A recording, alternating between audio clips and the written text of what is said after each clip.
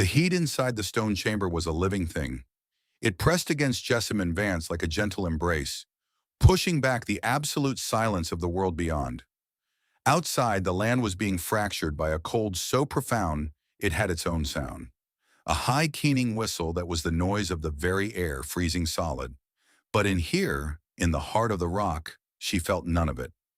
Her world was the gentle crackle of oak in the small stone fireplace, the steady radiating warmth from the heated rock walls, the thick wool blanket pulled up to her chin, and beside her, curled on the stone platform she had built with her own bleeding hands. Her son Cormac slept peacefully for the first time in months. This was her secret, her defiance, a bedroom carved from the belly of a hill, sealed against a world that had refused to listen. At the foot of the bed, Thistle raised her head. The border collie's ears pricked forward and a low whine escaped her throat. Somewhere far above them, through 50 feet of solid rock, the ice wolf howled. Trees were exploding in the forest, sap frozen solid, trunks unable to bear the strain, splitting apart with sounds like cannon fire. Jessamine reached down and stroked the dog's head. "Easy, girl. We're safe here. We're home." 8 months ago, she had been a woman undone by grief, a widow wandering the hills with no purpose but to escape the silence of an empty cabin. 8 months ago, she had been the object of pity at best, ridicule at worst. Now she was the only thing standing between 17 people and a frozen death. But that story begins in spring, in sorrow, in a single terrible night when the world as she knew it ended, and something new began to take root in the ashes. April 1886 came to the Silver Bow Valley with false promises. The snow melted early. The creek ran high and clear. Wildflowers pushed through the mud weeks ahead of schedule, and the old-timers in town nodded with satisfaction at the mild winter behind them. Jessamine Vance noticed none of it.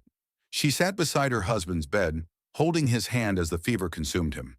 Henry had been strong once, a carpenter who could lift oak beams that took 2 men to move, a man with hands rough as sandpaper and a laugh that could fill their small cabin like summer sunlight.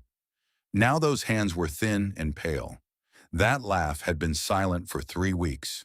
The typhoid had come without warning. A bad well, the doctor said. Nothing to be done but wait and hope. But Jessamine had been a nurse in the war.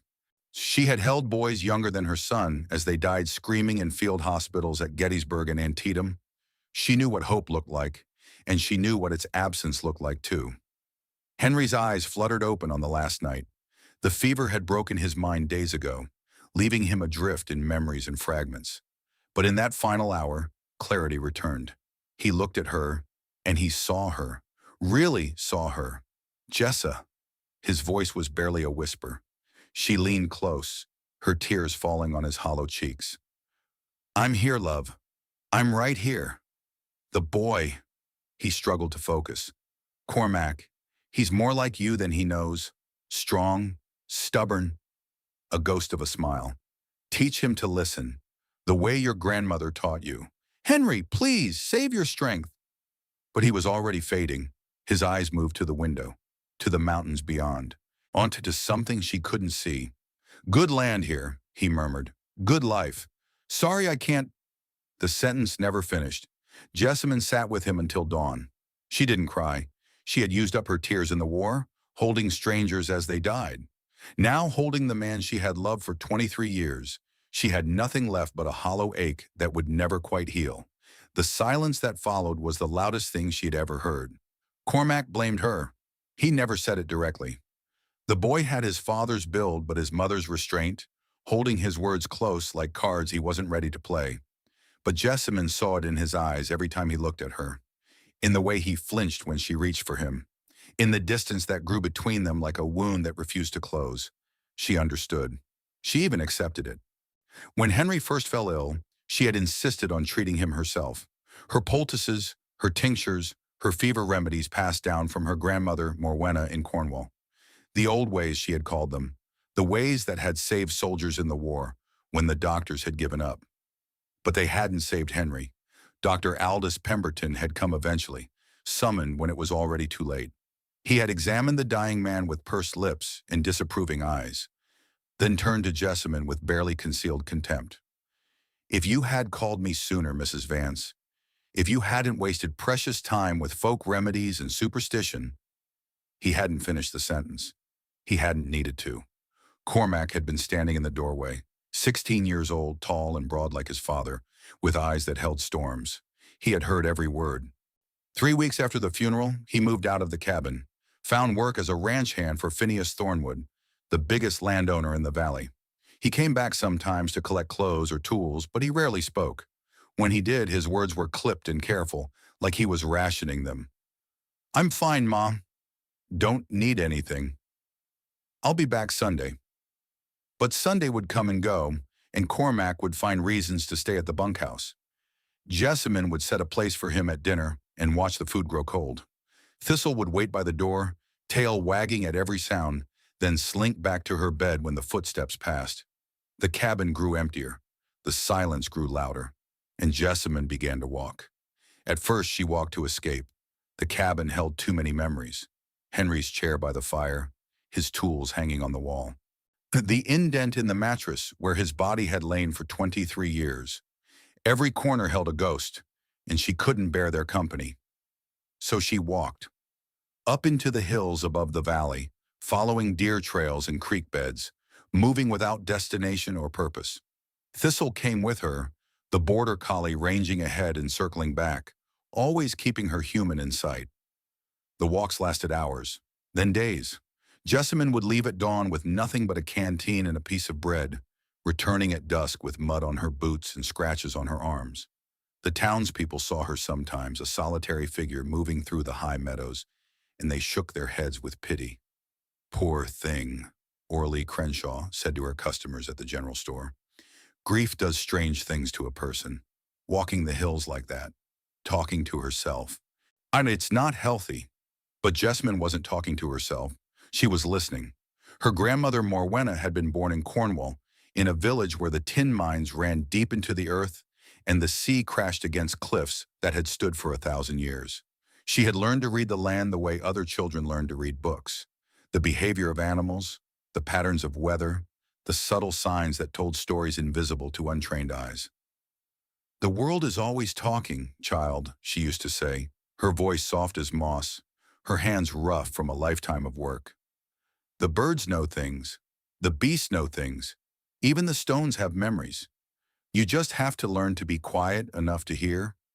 Jessamine had listened to those lessons as a girl, absorbing them without fully understanding. Then she had grown up, moved to America, married Henry, raised a son. The old knowledge had faded, buried under years of practical concerns in daily life. Now in her grief, it came flooding back. She noticed the squirrels first. In May, when they should have been lazy and content after a mild winter, they were frantic, racing through the trees with an urgency that seemed almost panicked, gathering nuts and seeds weeks earlier than normal, digging caches twice as deep as she had ever seen. Then the beavers.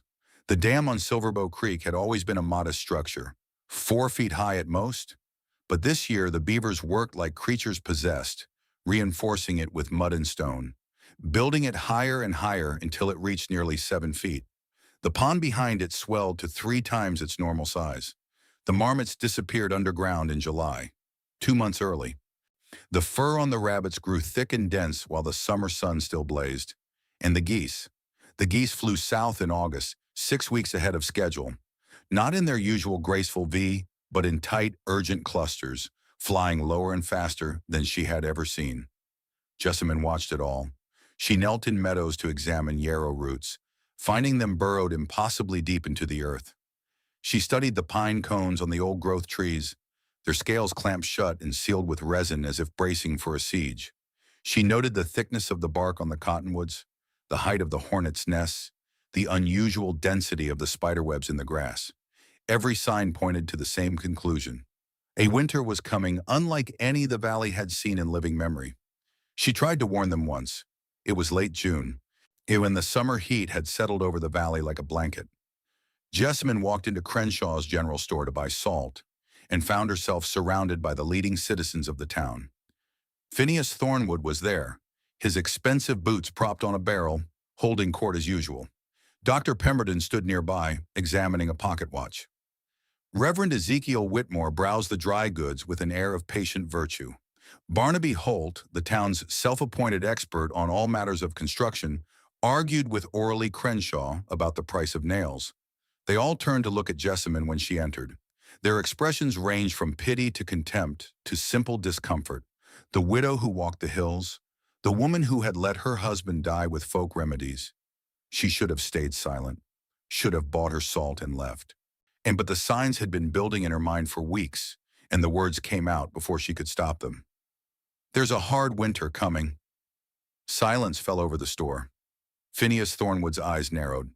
Beg pardon, Mrs. Vance. The animals, the plants, everything is preparing for something. A winter worse than anything we've seen.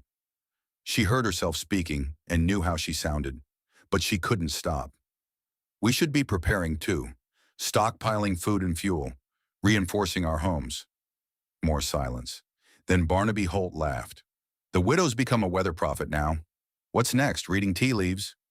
I've lived in this valley for 35 years, Phineas Thornwood said, his voice dripping with condescension. I've seen bad winters and mild winters. They come and go. The animals behave strangely sometimes, but it doesn't mean anything. Sir, if you would just look at the Beaver Dam, the height of it, the way Mrs. Vance, Dr. Pemberton cut her off with a tone that suggested he was addressing a particularly slow child. Grief manifests in many ways. Obsessive thinking, pattern recognition where no patterns exist. It's a common symptom of melancholia. I recommend rest, not wandering the hills looking for omens. Reverend Whitmore nodded solemnly.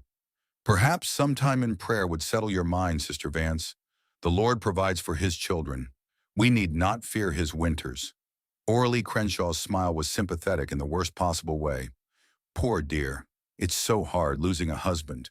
You're not yourself. Anyone can see that. Jessamine looked from face to face, searching for a single spark of belief, a single moment of doubt in their certainty. She found nothing.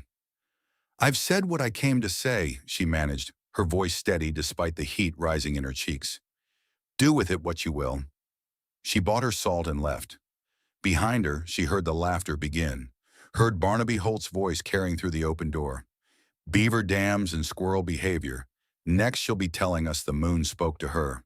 She walked home in the summer heat, Thistle at her heels, and made a decision. She couldn't save them, but she could save herself. And maybe, just maybe, she could save her son. The cave found her by accident, or perhaps it was Thistle who found it. The dog had been ranging ahead on one of their walks, nose to the ground, when she suddenly stopped and began to whine. Jessamine caught up to find Thistle pawing at a thick stand of juniper on the hillside above the cabin, her tail wagging with unusual excitement. Behind the juniper was a darkness, a fissure in the rock, barely visible, hidden by decades of growth.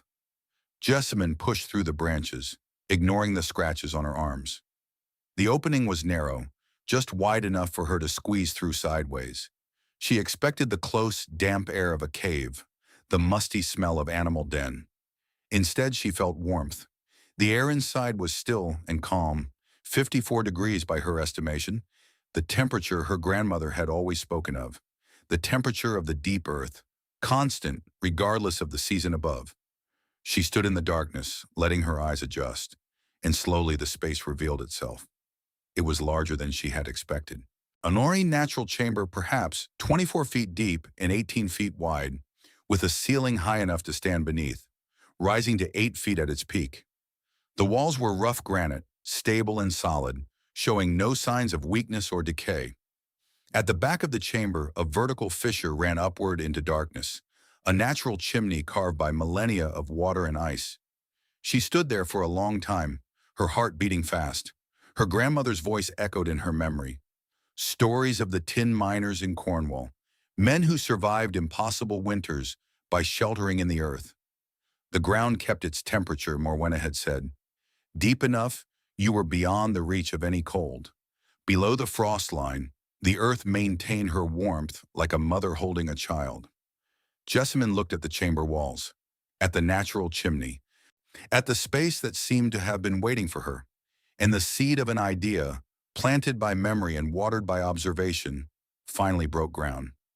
Jessamine stood alone in that hidden chamber, a widow dismissed by her community, abandoned by her son, carrying knowledge no one believed. She could have walked away, could have accepted her fate and hoped for the best like everyone else. But she had seen what others refused to see, and she had a choice to make. The work ahead would be brutal. Months of labor alone, with hands that would bleed and muscles that would scream. The townspeople would mock her. Her own son would look away in shame. But the alternative was to stay silent, to hope she was wrong, to bet her life on the blindness of those who had already dismissed her. What would you have done? The work began the next morning. Aroa Jessamine had been a nurse in the war. She had amputated limbs in battlefield hospitals, had sewn wounds closed while shells exploded around her, had worked 18-hour shifts fueled by nothing but coffee and determination. She knew what her body could endure. She would need every ounce of that knowledge now. The first task was the fireplace. A simple fire pit would fill the chamber with smoke and kill her as surely as the cold. But the natural fissure at the back of the cave offered a solution. If she could channel the smoke upward, create a proper draft, she could have heat without death. She began by hauling flat stones from the creek bed. Each stone weighed 20, 30, sometimes 40 pounds. She carried them in a wheelbarrow up the hill to the cave, 2 or 3 at a time, among her shoulders burning and her breath coming in ragged gasps. Thistle walked beside her, watching with the patient attention of a herding dog, occasionally nosing her hand as if to offer encouragement. The townspeople noticed, of course. It was impossible not to notice a widow hauling rocks up a hillside every day. They watched from a distance at first, muttering among themselves. Then they came closer. Phineas Thornwood arrived on horseback in the 3rd week of July, his face arranged in an expression of benevolent concern that fooled no one. Mrs. Vance, he dismounted and walked toward her, his boots carefully avoiding the mud she stood knee-deep in. This is not work for a widow. If your cabin needs repairs, I can send my men. There's no need for whatever this is. Jessamine straightened, feeling the ache in her lower back, with the blisters on her palms. She looked at the man who employed her son and saw nothing but condescension behind his polite words. Thank you, Mr. Thornwood. My cabin is sound. This is a different matter. A root cellar, then? His eyes swept over the growing pile of stones, the outline of walls beginning to take shape. Seems like a powerful lot of stone for storing potatoes. I'm preparing for a long winter. Thornwood's smile tightened. Mrs. Vance, I've lived in this valley for 35 years. The winters here are cold, certainly, but they're predictable, manageable. We don't need to live in caves like our primitive ancestors. Jessamine returned to her work, lifting another stone into the wheelbarrow. Then you have nothing to worry about, Mr. Thornwood. He stood there for a moment, clearly unused to being dismissed. Then he mounted his horse and rode away without another word, but his voice carried back to her on the wind. That woman is building her own tomb before she's even dead. The phrase spread through the valley like wildfire. By the end of the week, everyone was calling it widow's folly. They came in waves after that. Barnaby Holt arrived in August with a measuring tape and a superior expression. He walked around the partially constructed walls, tisking and shaking his head, then delivered his verdict with the air of a judge pronouncing sentence. Structurally impossible. The mortar mixture is wrong. The stress points are miscalculated. I give it 2 months before that whole hillside caves in on her. Jessamine continued laying stones. Thank you for your concern, Mr. Holt. I've built every significant structure in this valley, Mrs. Vance. I know what I'm talking about. I'm sure you do. Holt waited for her to ask for his help, to admit her mistake, to defer to his expertise. When she did none of these things, he left in a huff, muttering about stubborn women and the tragedy of mental decline. Reverend Whitmore came next, his Bible tucked under his arm like a shield. Sister Vance, I worry for your soul. This obsession, it borders on the pagan. Your grandmother's teachings, the signs you claim to see in nature, they are not of the Lord. Jessamine paused in her work, genuinely curious. Reverend, did the Lord not create the animals, the seasons, the very stones I'm working with? Of course, but then perhaps he speaks through his creation. The birds know things we don't. The beasts sense what we cannot. A perhaps listening to them is another way of listening to him. Whitmore's face reddened. There is faith, and there is foolishness. This is the latter. Dr. Pemberton made his visit in early September, his medical bag in hand, as if he expected to diagnose her on the spot. Mrs. Vance, as a man of science, I cannot endorse this primitive endeavor. You are exhibiting classic symptoms of melancholia, obsessive behavior, delusional thinking, withdrawal from society. I strongly recommend rest and perhaps a course of treatment at a facility better equipped to handle. To handle what, doctor? Jessamyn's voice was calm, but her eyes were hard. A woman who works with her hands? A woman who prepares for hard times? My grandmother survived the Cornwall winter of 1814. The miners who sheltered in the earth lived while the villagers above froze. Is that delusion? Pemberton's smile was patronizing. Your grandmother lived in a different time, Mrs. Vance. We have modern medicine now, modern understanding. We don't need old wives' tales to protect us. Then don't let me keep you, doctor. I'm sure you have patience to treat with your modern understanding. She turned back to her work before she could see his expression. But she heard his footsteps retreating, heard him mutter something to someone waiting beyond the tree line. Probably Oralee Crenshaw, ready to spread the latest report of the widow's decline. The young ones were worst. Declan Pruitt, 25 years old and full of bluster, rode up with a group of ranch hands one afternoon. They sat on their horses, passing a flask between them, and watching her work like she was entertainment. I'll bet my month's wages she doesn't last till Christmas in that hole, Declan announced loudly. Who's in? The others laughed, calling out their bets. $10 she gives up by October. 20 she goes mad before the first snow. 50 the whole thing collapses and buries her alive. Jessamyn didn't look up, didn't acknowledge them, just kept laying stones, mixing mortar, building the walls higher. Eventually they got bored and rode away, but she heard them laughing all the way down the hill. Cormac came to confront her on a September evening.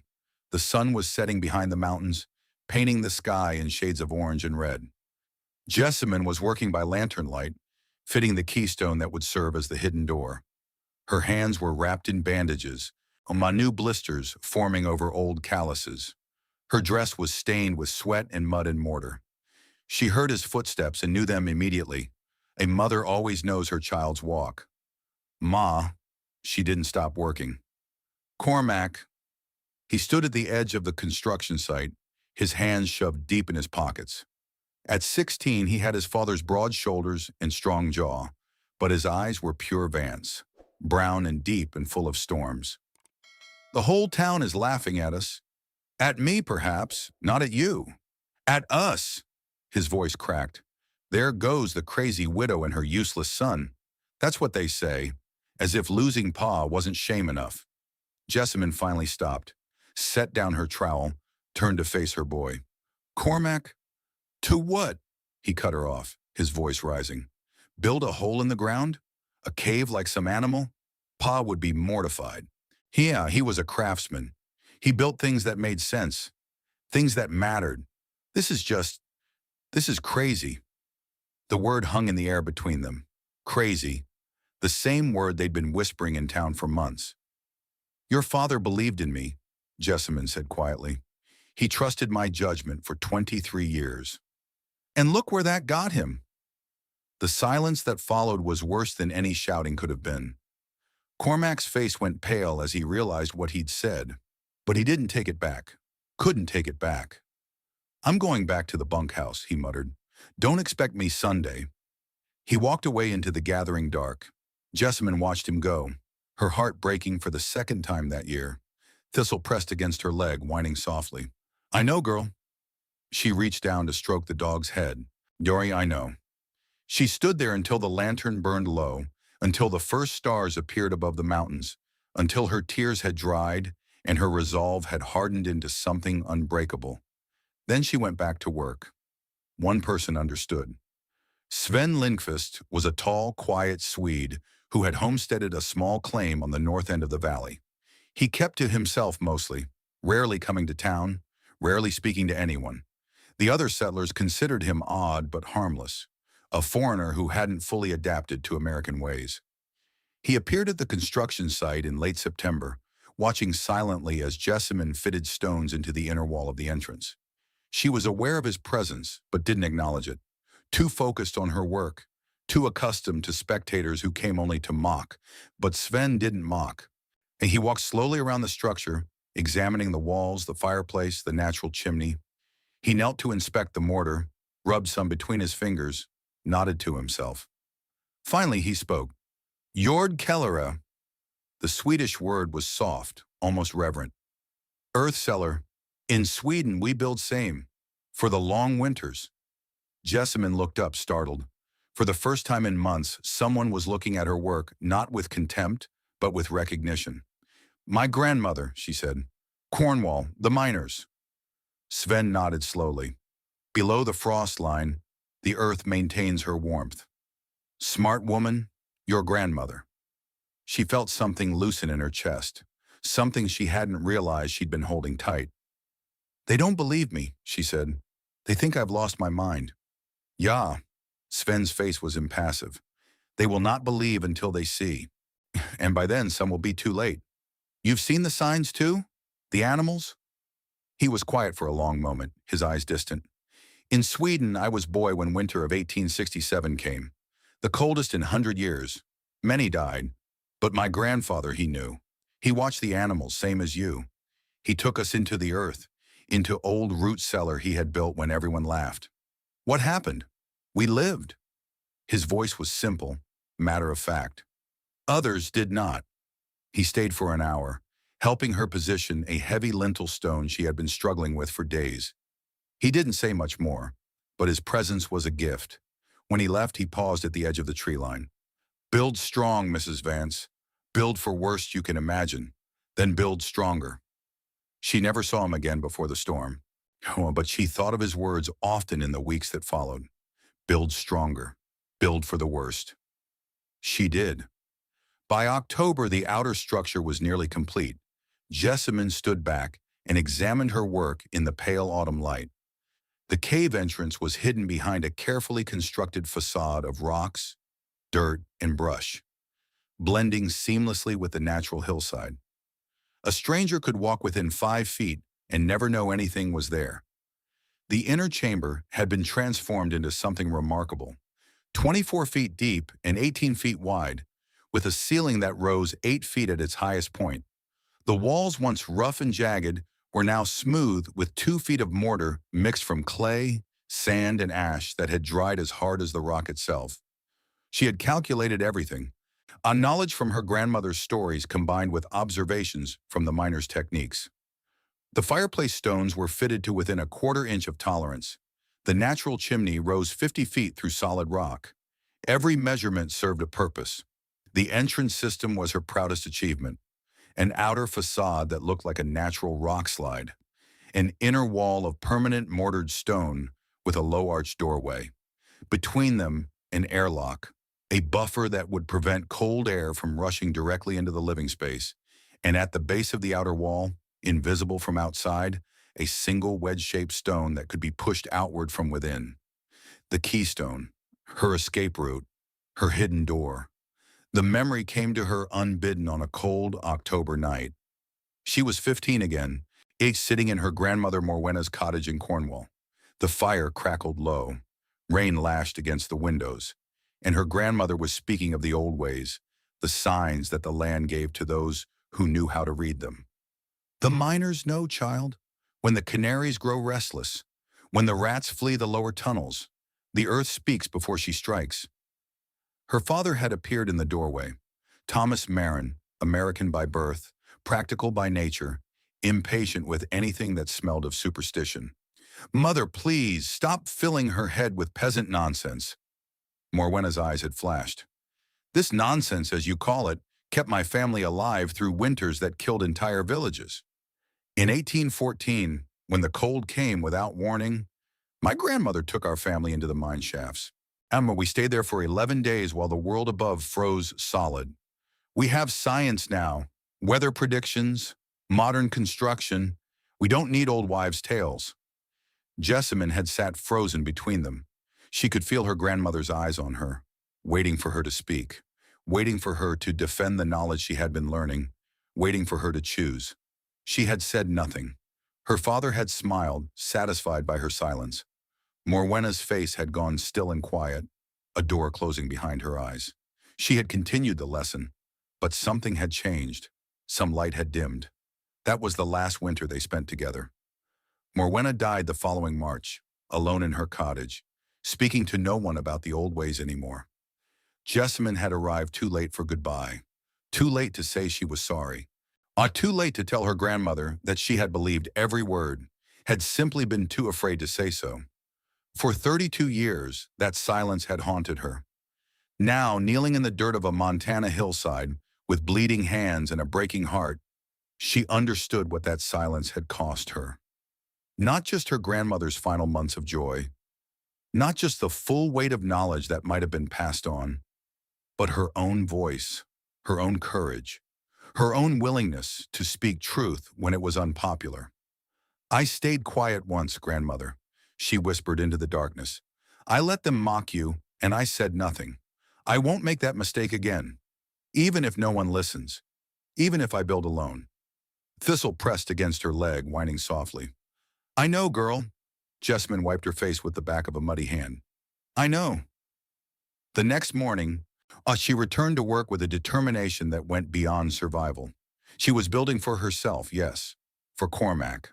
But she was also building for a grandmother whose wisdom deserved to be honored, whose silence had never been weakness, only patience.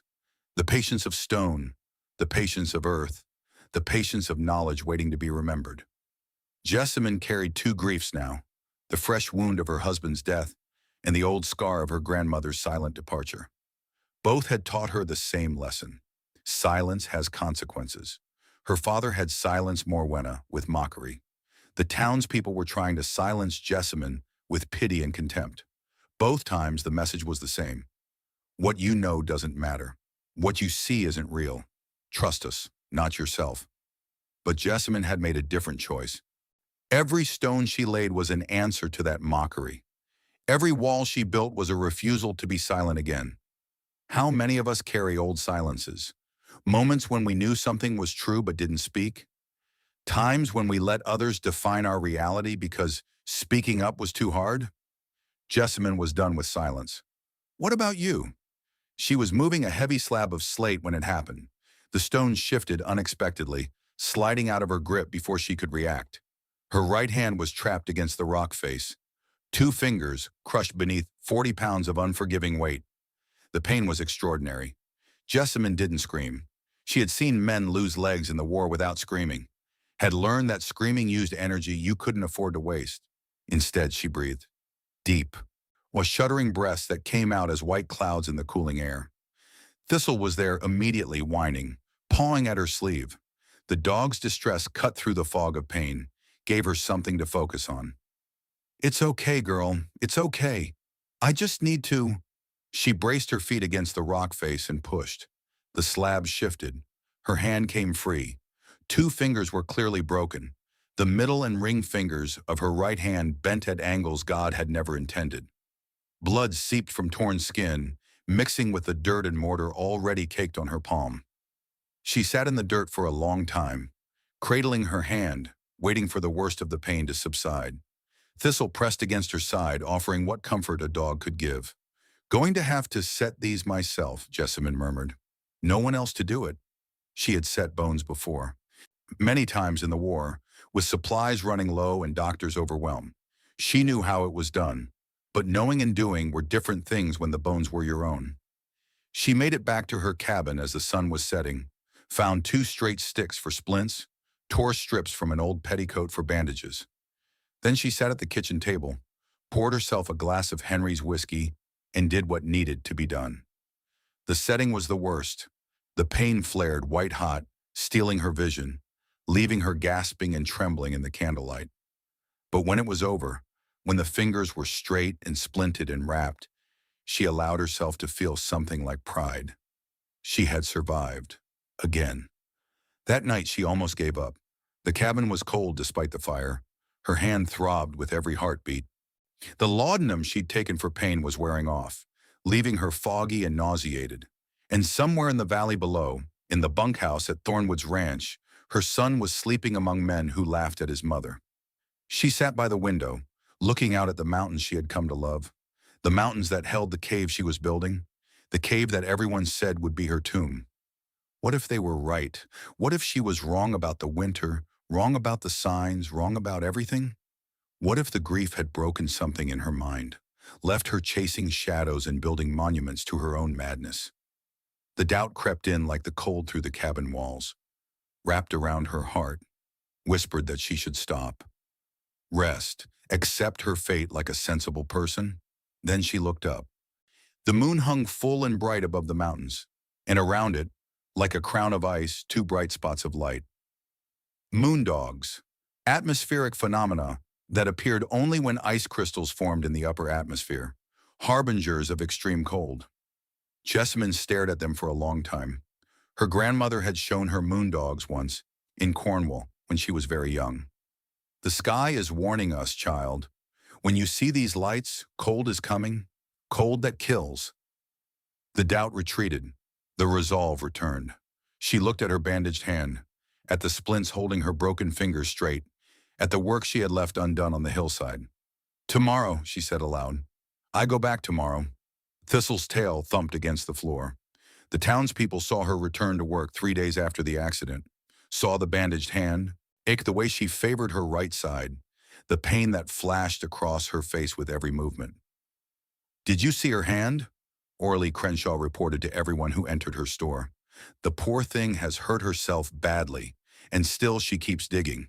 Someone should commit her to an asylum for her own protection. But no one stopped her. No one offered to help.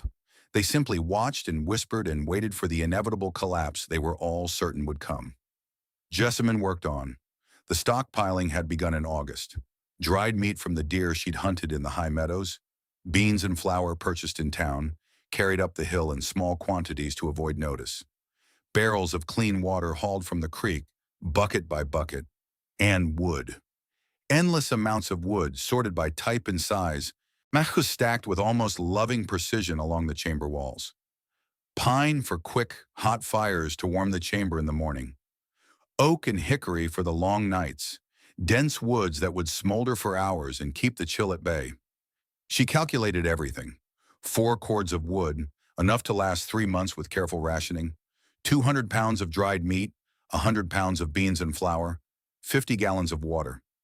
Supplies for 2 people, because despite everything, she still hoped Cormac would come. Winifred Callahan came to visit in the first week of November. She was a small woman, nearly 70, with white hair and hands gnarled by decades of hard work. She had come to America from Ireland as a young bride, had buried 2 husbands and 5 children, had survived famine and fever, and loss beyond measure. She was also one of the few people in the valley who had never mocked Jessamine's work. Winnie climbed the hill slowly, leaning on a walking stick, her breath coming in labored gasps. But when she reached the entrance to the hidden chamber, when she felt the warmth radiating from the stones, her eyes went wide with recognition. "Saints preserve us," she whispered. "You've done it. You've actually done it." Jessamine showed her everything. The fireplace with its natural chimney that rose 50 feet through solid rock. The double-walled entrance with its concealed keystone. The stone bed that absorbed heat during the day and radiated it back at night. The stores of food and water and fuel, enough to last months. Winnie listened in silence, her old fingers tracing the smooth mortar on the walls. When Jessamine finished, and the old woman's eyes were bright with tears. "I've seen this once before," Winnie said. "In Ireland, winter of 1847. We called it Black 47. The cold came with the famine, killing those the hunger had spared. What happened? My grandmother took us into the hills, to a cave much like this one, where her people had sheltered for generations." Winnie's voice trembled. "The village below us died, every soul, but we lived, because my grandmother knew, same as you know now." She gripped Jessamine's arm with surprising strength. "The animals are hiding, child. The sky has that look. I've told the others, but they won't listen. They never do. What about you? Will you come here when it starts?" Winnie shook her head sadly. "My old bones couldn't make that climb again, and I've lived long enough." She paused. But you save who you can. I don't let them in until they're ready to believe. Pride kills more people than cold ever did. She started back down the hill, then turned one last time. Your grandmother would be proud, Jessamine Vance. Never doubt that. November slipped into December. The days grew shorter. The temperature dropped, and the signs continued to mount. The songbirds disappeared. Not migrated, disappeared, as if they had been erased from existence. The deer moved down from the high meadows weeks early, congregating in the valleys with a nervous energy that spooked even experienced hunters. The old-timers in town began to notice, began to comment among themselves that this winter felt different somehow. Strange. But Phineas Thornwood and the other leading citizens dismissed their concerns. Every winter feels strange to old people, Thornwood declared at the general store. Their blood thins, their bones ache. It doesn't mean anything. The others nodded, relieved to have their fears dismissed by a man of substance and experience. Jessamine finished her preparations in the second week of December. The chamber was complete. The supplies were stored. Everything was ready. All that remained was to wait. December 1886. The cave was finished. The signs were unmistakable. And somewhere in the heavens, a mass of Arctic air was building, gathering strength, preparing to descend on the Montana territory with a fury that would become legend. Jessamine had done everything she could, built her shelter stone by stone, stockpiled her supplies ounce by ounce, tried to warn the people who had mocked her and dismissed her and called her mad. Now there was nothing left but to wait and see. Think about what that must have felt like, to be certain you were right, to know that something terrible was coming, and to watch the people around you go about their normal lives, unaware that the world they knew was about to end. Would you have the strength to stay silent, or would you try one more time to make them listen? She tried one more time. December 15th, a Sunday. The whole town gathered at Reverend Whitmore's church for the weekly service. Jessamine sat in the back pew, where widows were expected to sit, listening to the Reverend expound on the blessings of faith and the providence of the Lord. When the service ended, when people were filing out into the cold morning air, she stood. Could it please? Her voice carried through the small church, stopping people in their tracks. Please listen to me. Faces turned, some curious, most annoyed. She saw Cormac near the door, his expression mortified. The winter that's coming will be unlike anything you've prepared for. The temperature will drop so low that trees will split apart. Skin will freeze in minutes. The cold will find every crack in your homes, every gap in your defenses. Phineas Thornwood stepped forward, his patience clearly exhausted. Mrs. Vance, we have endured your peculiarities for months. Your rock hauling, your cave building, your wild predictions. But this is a house of God, and I will not stand here and listen to... The animals know, Jessamine pressed on. They've been telling us for months. The beavers, the squirrels, the birds. Every creature with instincts older than memory is preparing for something terrible. Why won't you see it? Because it's nonsense, Thornwood snapped. Because you are a grieving widow who has let her sorrow curdle into delusion. Because we have lived in this valley for generations, and we know its winters, and they are not the apocalypse you keep promising. Murmurs of agreement rippled through the crowd. Dr. Pemberton stepped forward, his voice oily with false compassion. Mrs. Vance, please, for your own sake, let us help you. There are facilities where you can receive proper treatment, where, I don't need treatment, I need you to listen. But they wouldn't. She could see it in their faces. The polite smiles hiding contempt, the pitying glances, the certainty that she had lost her mind. She looked at Cormac one last time. It found him staring at the floor, unable to meet her eyes. Very well, she said quietly. I've done what I could. She walked out of the church and didn't look back.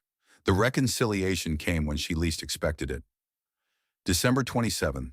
The first storm had already hit, burying the valley under 2 feet of snow in a matter of hours. But this was just the opening act, and Jessamine knew it. The real cold was still coming. She was in her cabin, preparing the last supplies she would carry to the cave, when she heard footsteps on the porch. Heavy, hesitant footsteps she would have known anywhere. The door opened. Cormac stood there, snow dusting his shoulders, his face pale with more than cold. "Ma."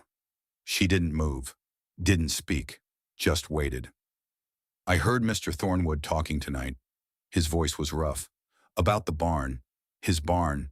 The biggest in the valley. He said it might not hold if it gets much worse." Jessamine nodded slowly.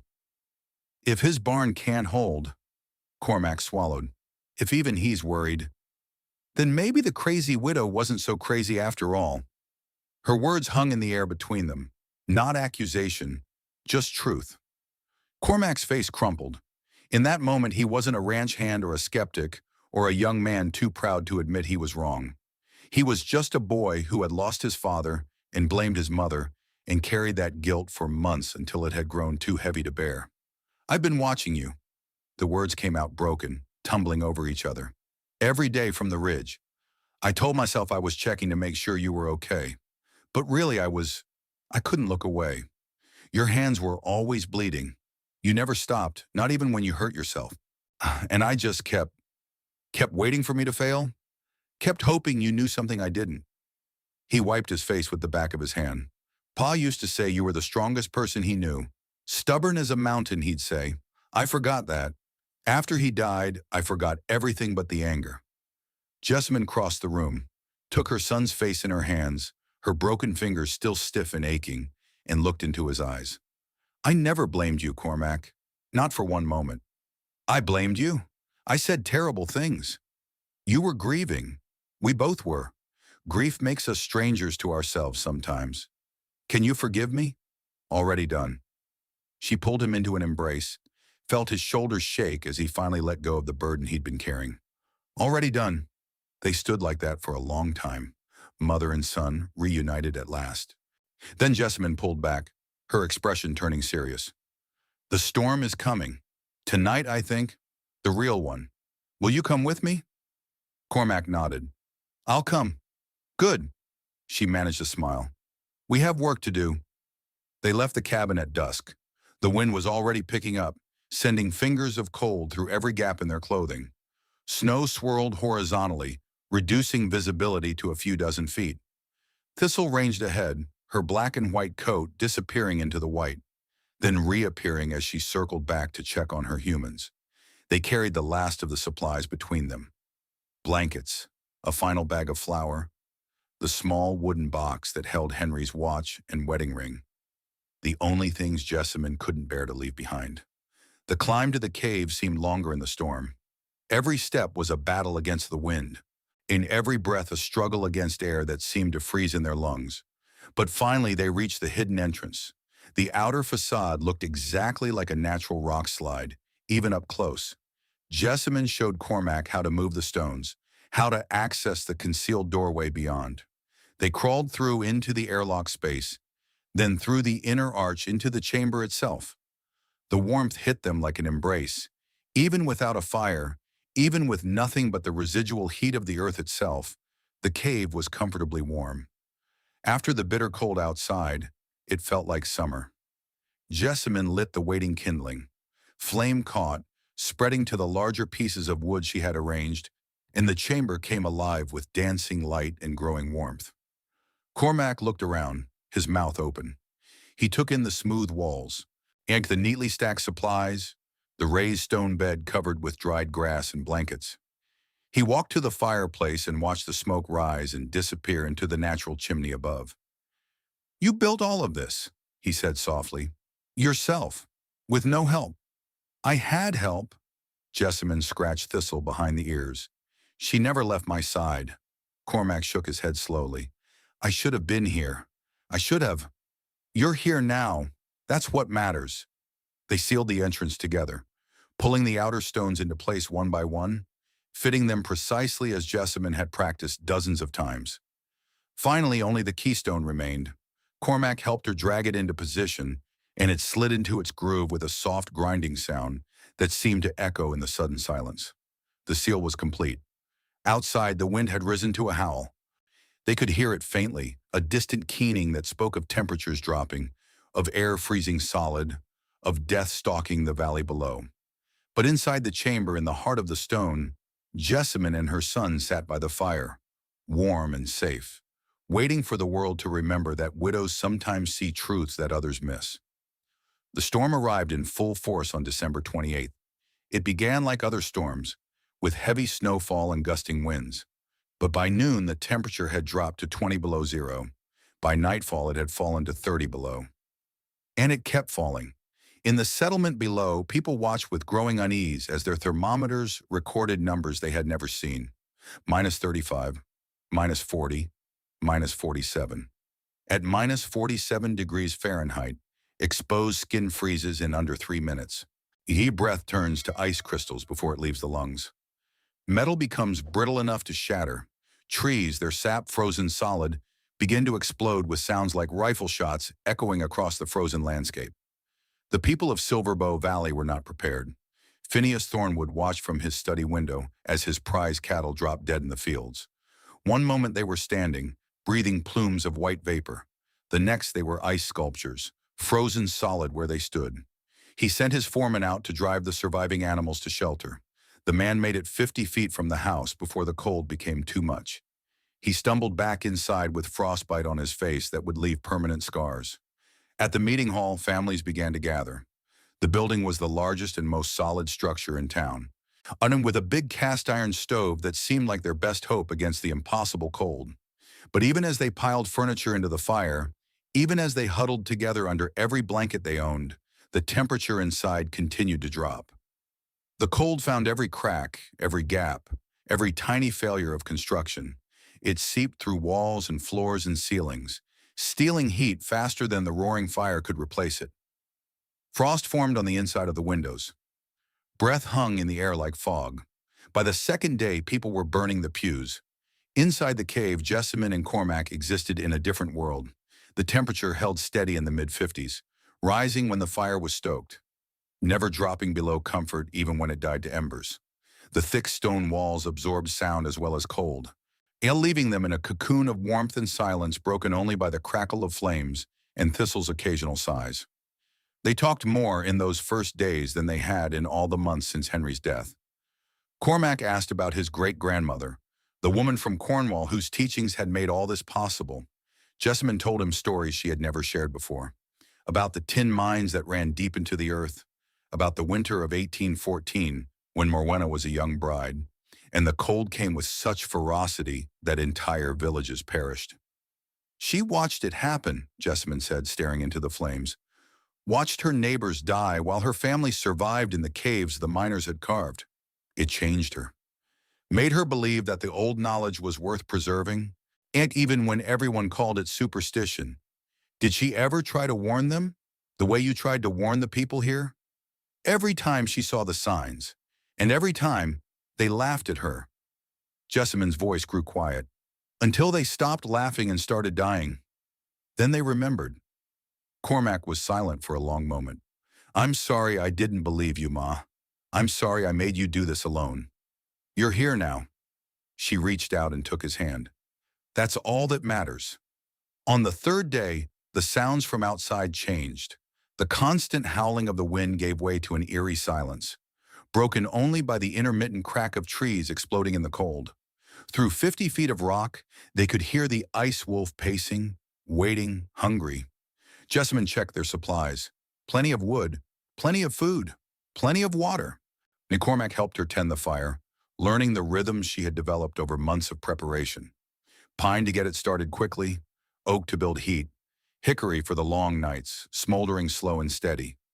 Thistle moved between them, resting her head on whoever seemed to need comfort most. She had been with Jessamine through all of it, the grief and the labor and the ridicule. Now she seemed to understand that her patience had been rewarded. They read by candlelight. Jessamine had brought a small collection of books, and she shared them with Cormac the way her grandmother had once shared stories with her. Not just adventure tales, but practical knowledge, folklore that contained wisdom if you knew how to look for it.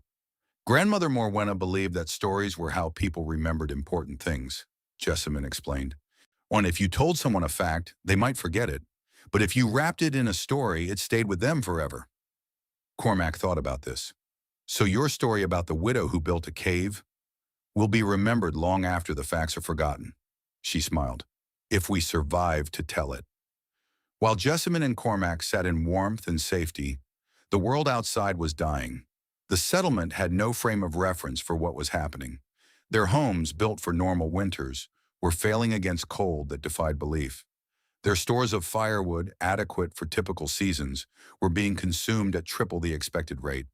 Their certainty, built on generations of predictable weather, was crumbling like frost-bitten leaves, and somewhere on the hillside above them, invisible and impossible, warmth rose from a crack between boulders. A whisper of life in a world of ice. No one had looked for it. No one had believed it was there. But that was about to change. On the seventh day, they came looking. Phineas Thornwood stood in what remained of the meeting hall, his face gaunt with exhaustion and fear. Around him huddled the survivors, perhaps 30 people, wrapped in every layer they owned, watching their breath fog in air that should not have been cold enough to see inside a building. The supplies were nearly gone. They had burned everything that would burn. The children were silent, too cold and hungry to cry anymore. The old ones had stopped complaining, a sign that worried the doctor more than any fever. "Has anyone seen the widow?" Thornwood's voice was hoarse. "Jessamine Vance? Her boy?" Silence. Then someone spoke from the back. "Her cabin's been dark for a week. Is snow piled against the door. Nobody goes in or out." The words hung in the frozen air, unspoken conclusions forming in every mind. "She must have tried to reach town," Barnaby Holt said. "Got lost in the first storm." "Or she stayed in that cave of hers," Declan Pruitt muttered. "Either way, she's dead. No one could survive out there." Rosalind Mercer stepped forward. She was 23, the school teacher, known for her quiet observation and good sense. "I want to check. Her cabin. Her project." "It's suicide to go out in this cold," Dr. Pemberton protested. "So is staying here." Rosalind looked around the room. "We're dying in inches. At least if I go looking, I'm dying for a reason." Thornwood hesitated. The guilt that had been building in him for days, guilt he had refused to acknowledge, suddenly became too heavy to bear. I'll go with you," he said, "and anyone else who wants to come." 5 men joined them: Thornwood, Barnaby Holt, Reverend Whitmore, the doctor, and young Declan Pruitt, who had made those bets about the widow lasting till Christmas.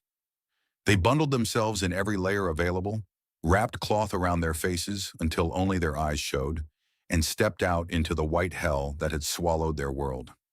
The walk to Jessamine's cabin took 40 minutes in summer. In the Arctic conditions of January 1887, it took nearly 2 hours. They found the cabin exactly as described: dark, cold, a drift of undisturbed snow reaching halfway up the door. When they forced it open, the interior was frozen solid, a fine layer of frost covering everything. Thornwood stood in the kitchen where Jessamine had once served him tea and tried to convince him that danger was coming. He remembered his words: building her own tomb, lost her mind, grief and delusion. The chair by the fire was empty. The bed was made.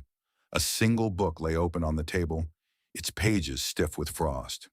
"She's not here," Rosalind said. "Her dog's not here. Her son's not here." She turned to face the men. Where else would she go? They all looked up the hill, toward the pile of rocks that had been the subject of so much mockery, toward Widow's Folly. "She can't be alive up there," Barnaby Holt said. "Impossible. I inspected that construction myself. It's nothing but a pile of rocks and delusion."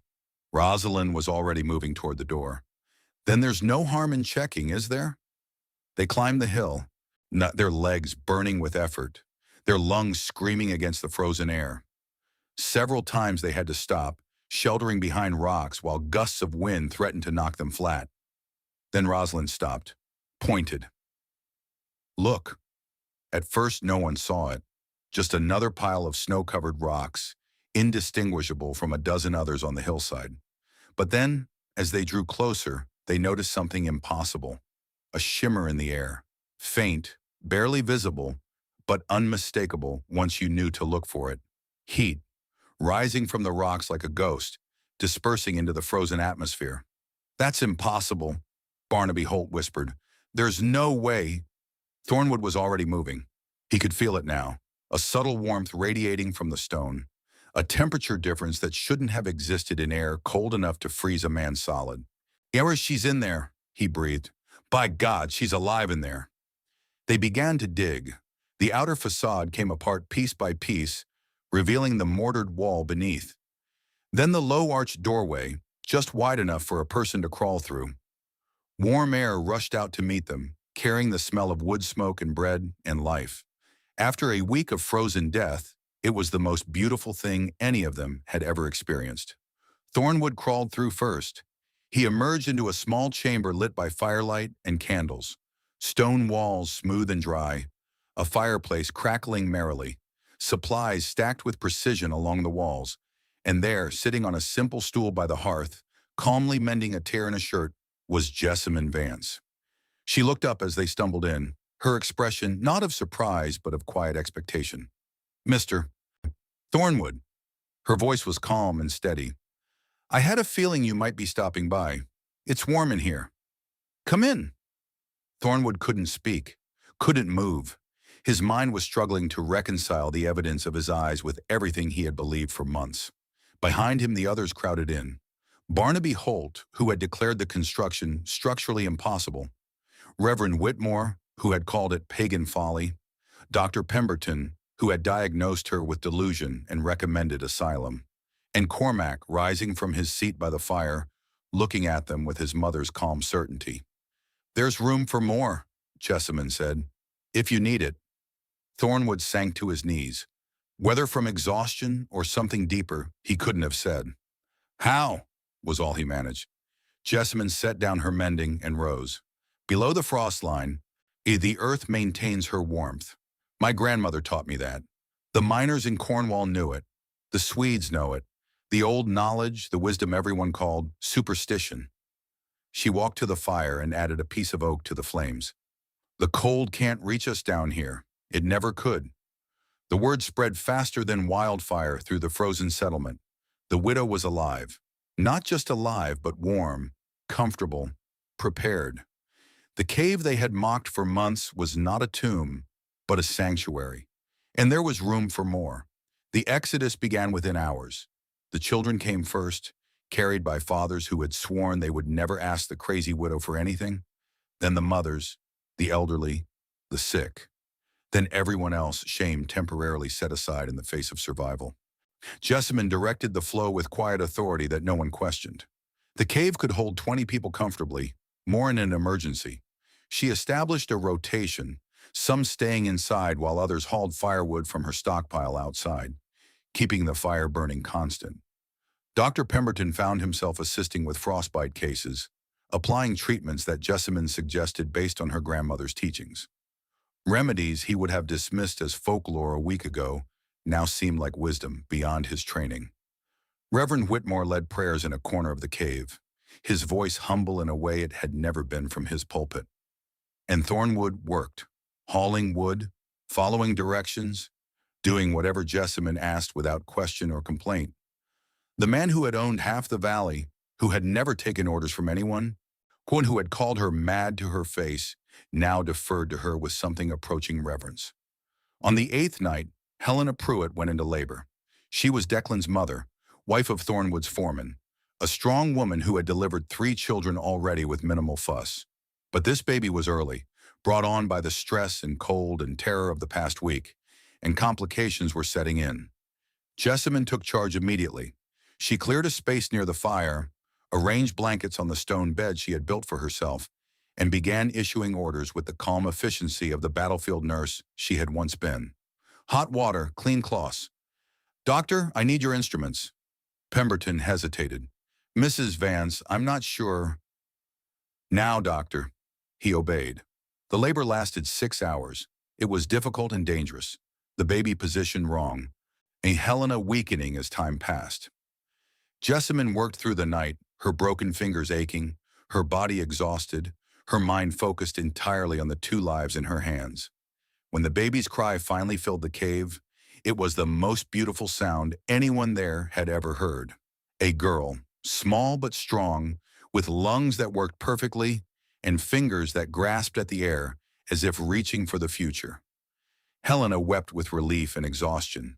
The others gathered close, their faces illuminated by firelight, watching new life emerge in a place that death could not reach. "What will you name her?" someone asked. Helena looked at Jessamine, standing by the fire with blood on her apron and tears on her cheeks. "Jessamine," she said. "Her name is Jessamine." Declan Pruitt, the young man who had bet his wages on the widow's death, Hano fell to his knees beside the bed. He had no words. None were needed. In the depths of the earth, surrounded by stone and warmth and firelight, a baby drew her first breath. Outside, the storm raged on, killing everything it touched. But here, in the sanctuary that a widow had built with bleeding hands while the world called her mad, life persisted. A birth in a cave during the worst winter in memory. New life emerging where death should have ruled. Hope where there had been only despair. This is what conviction looks like. Not faith in the abstract, but faith in knowledge passed down through generations. Faith in the wisdom of those who came before. Faith in yourself, even when everyone says you're wrong. Jessamine had that faith, and now 17 people were alive because of it. The storm broke on January 5th. After 9 days of impossible cold, the temperature finally began to rise. The wind died down. The sun emerged, pale and weak but present, reflecting off a landscape transformed by ice and death. The people emerged from the cave like survivors of a shipwreck reaching shore. They stood blinking in the light, breathing air that no longer tried to kill them, looking out at a world they barely recognized. The destruction was staggering. Thornwood's cattle were gone. All of them. 200 head of prime beef, frozen solid where they had stood. The barn had partially collapsed under the weight of ice and snow. Several smaller outbuildings had simply vanished, torn apart by the wind. In the town, the meeting hall would need major repairs. 3 cabins had collapsed entirely. The general store's front window had blown in, it destroying most of Orley Crenshaw's stock. But these were just things. Material losses that could be rebuilt. The miracle was what hadn't been lost. In those 9 days, in a storm that should have killed dozens, not a single person had died. Frostbite, yes. Injuries, yes. The hardships and traumas that would take years to fully heal, yes. But every soul who had entered the winter had emerged from it alive. Because of a cave. Because of a widow. Because someone had listened when the world was speaking. Thornwood found Jessamine standing alone on the hillside above the cave, looking out at the devastated valley. Thistle sat at her feet, coat thick with ice crystals, tail still wagging, despite everything. "Mrs. Vance." She didn't turn. "Mr. Thornwood." He stood beside her, this man who had called her mad, who had led the mockery, who had dismissed her warnings with contempt. "I owe you an apology." "Yes, you do." The directness surprised him. He had expected her to deflect, to offer false modesty, to make this easier for him. She did none of those things. "I called you a fool," he said. "I said you were building your own tomb. I said grief had stolen your mind. I remember. I was wrong." The words came hard, dragged up from a place he didn't like to acknowledge. "I was wrong about all of it. And because I was wrong, because I wouldn't listen, I almost killed everyone I care about." Jessamine finally turned to face him. Her eyes were tired but clear, holding neither triumph nor resentment. "You weren't alone in your disbelief, Mr. Thornwood. The whole town agreed with you. That doesn't excuse it." "No, it doesn't." She paused, "but it explains it. And people believe what they want to believe. What's comfortable, what their neighbors believe. It takes courage to look at evidence that contradicts everything you thought you knew and admit that you might be wrong.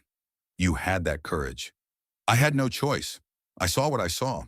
The alternative was to ignore it and die." She looked back at the valley. "I didn't build that cave to prove you wrong, Mr. Thornwood.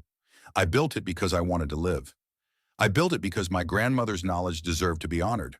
I built it because the alternative was to be as blind as everyone else." Thornwood was quiet for a long moment. "What do we do now?" "Now?" Jessamine allowed herself a small smile. "Now we rebuild. And next time, maybe we listen a little more carefully to the ones who are paying attention." The months that followed transformed the valley. Every family that had survived the storm of 1887 began building their own version of Jessamine's cave. Some dug into hillsides.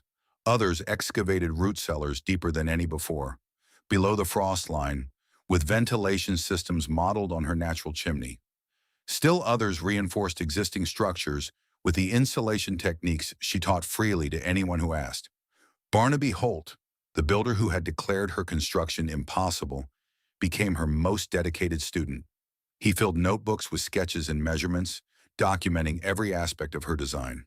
Within a year, he was building earth-sheltered storm cellars throughout Montana territory, each one a testament to knowledge he had once dismissed as superstition. Dr. Pemberton made a formal apology at a town meeting, acknowledging that his medical training had left him blind to wisdom that predated his textbooks.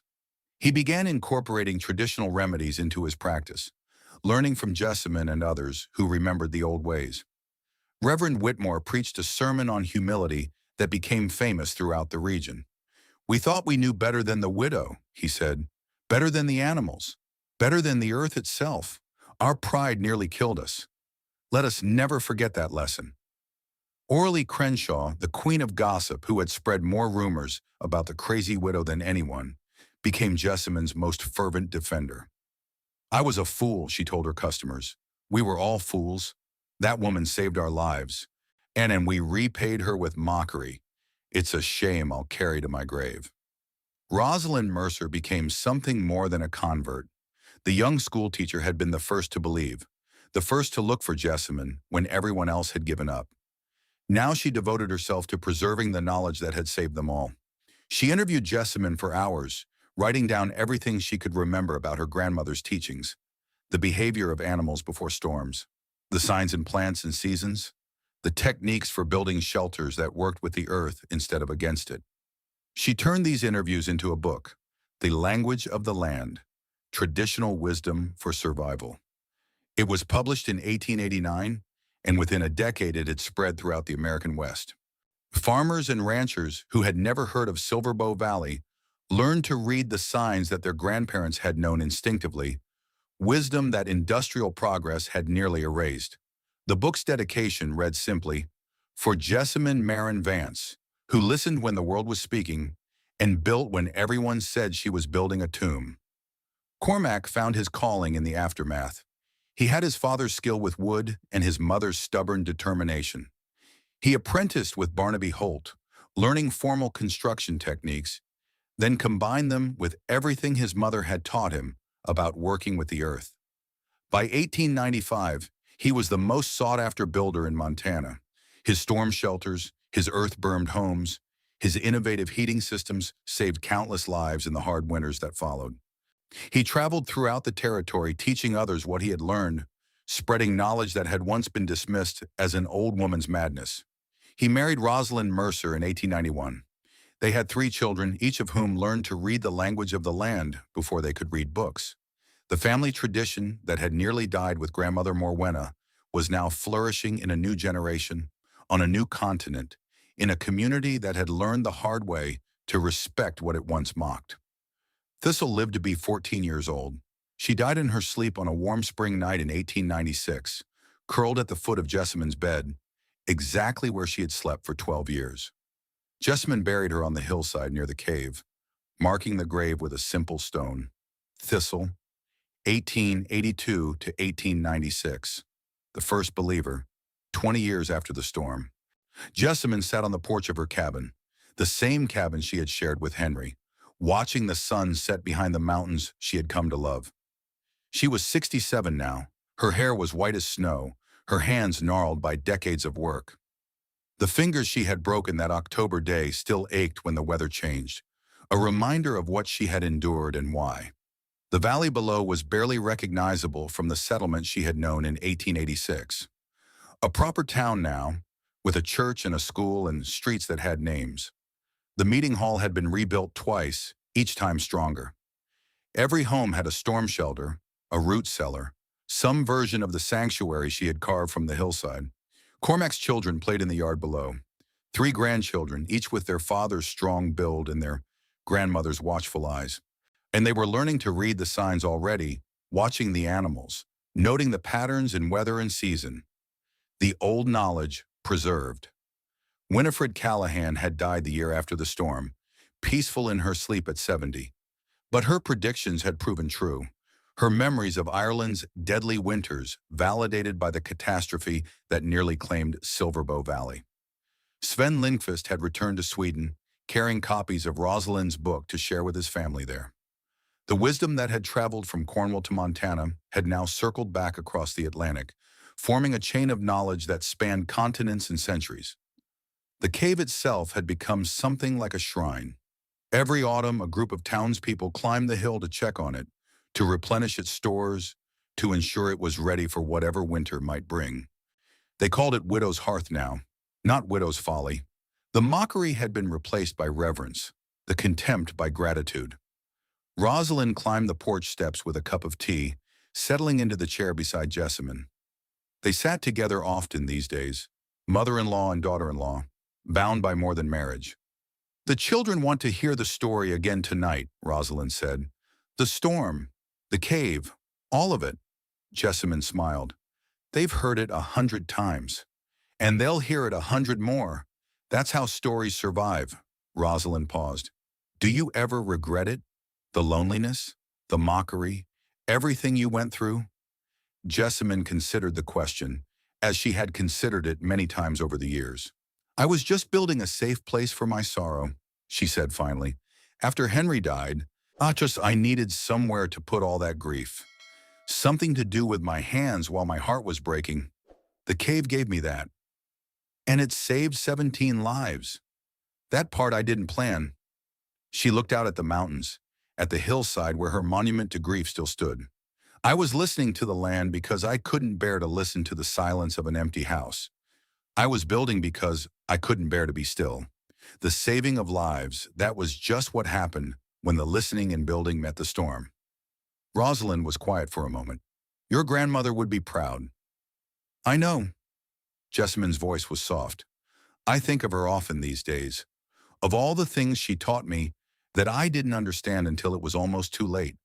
Of the silence I kept when I should have spoken." She paused. "I made my peace with that silence, and finally, not by forgetting it, but by refusing to repeat it." Below them, Cormac's children chased each other through the yard, their laughter carrying on the evening air. A border collie ranged among them, herding them back together whenever they strayed too far. Thistle's great-great-granddaughter carrying on her own legacy. "The knowledge will survive now," Rosalind said. "The books, the shelters, the children who know the signs. It won't be lost again." "No," Jessamine agreed. "It won't." She died 3 years later, in the winter of 1910. It was a gentle death, peaceful in the way she had earned. She went to sleep on a cold February night with the fire banked and the wind whispering outside, and she simply didn't wake up. They found her in the morning, lying in the same bed she had shared with Henry for 23 years. A small smile on her face as if she had finally found the peace that had eluded her for so long. The funeral drew people from across Montana, former skeptics and believers, students of her knowledge and keepers of her legacy. They gathered in the churchyard where Reverend Whitmore, now elderly himself, spoke words that seemed inadequate to describe her. They buried her on the hillside, next to Thistle, within sight of the cave that had saved so many lives. The headstone was simple, as she would have wanted. Jessamine Marin Vance, 1839 to 1910. She listened when the world was speaking. She built when they called her mad true sanctuary, is not a place you find, but a space you build, stone by patient stone. The cave still stands today. In 1987, exactly 100 years after the Great Storm, the Montana Historical Society designated it a heritage site. Researchers from the University of Montana studied its construction, marveling at the sophistication of techniques that predated modern understanding of thermodynamics and passive heating. They found marks on the walls that Jessamine had made, a temperature log carved into the stone, recording conditions through 6 winters of survival. Scientific data from a woman who had been called mad by men who considered themselves rational. The principles she used are now taught in architecture schools under different names: earth-sheltered construction, passive solar design, thermal mass heating. The knowledge that her grandmother learned from Cornish miners has become the foundation of sustainable building practices worldwide. But the people of Silverbow Valley don't need fancy names for it. They simply call it what it has always been: wisdom, the accumulated understanding of generations who paid attention to the world around them, who listened when the land spoke, who built for winters that hadn't come yet. The story of Jessamine Vance is not just a tale of survival from a bygone era. It is a reminder and a challenge. How many people in our own lives have we dismissed, only to discover they were paying attention to things we refused to see? How many quiet voices have tried to warn us of dangers we insisted couldn't exist?